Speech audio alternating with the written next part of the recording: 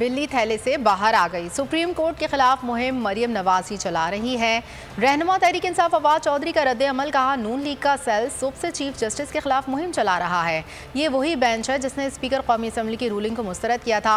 मरियम नवाज के बयान तौहीन अदालत के ज़ुमरे में आते हैं। बाबर ऐवान ने मरियम नवाज की जमानत मनसूख करने का मुतालबा कर दिया। कहा वकला मुत्तफिक हैं कि डिप्टी स्पीकर की रूलिंग गलत है।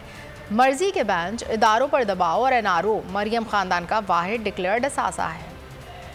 और अब तक ये दिल्ली कहने से बाहर आ गई है कि ये जो मुहिम है ये मरियम नवाज से खुद चला रही है। मरियम नवाज आज सुबह से जो सेल है PMLN का, वो जजीज के खिलाफ और सुप्रीम कोर्ट के स्पेशल चीफ जस्टिस के खिलाफ मुसलसल एक मुहिम चलाए हुए है।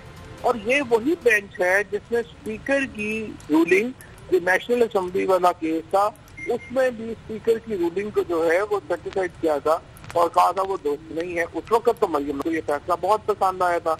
अब उन्हें हाथ पर कड़वा कड़वा छूट की पॉलिसी तो नहीं रखनी चाहिए कि जो फैसला उन्हें पसंद आ जाए वो फैसला सही है, जो फैसला उन्हें पसंद नहीं आए वो फैसला गलत है। कैंपेन है जुडिशरी के खिलाफ, उसमें हर शख्स को मुजम्मत करनी चाहिए। मुजम्मत किस्म का ट्वीट है, कोई शर्म आनी चाहिए कि जब इनके हक में फैसला आ जाए तो ये मिठाइयाँ लेके बाहर निकल आते हैं। फैसला पढ़ते हैं तो फिर वो मिठाइयाँ मारना शुरू करते हैं ईंटों की सूरत में लोगों के सरों पे। तो ये जो बुरान है, इसके खात्मे का वाहिद जरिया ये है कि मरियम नवाज और उसके वालिद और मफरूर इसहाक डार, इन तीनों के जितने भी केसेस हैं वो फौरी तौर पर लगाए जाएं कि मरियम की बेल कैंसिल करनी चाहिए।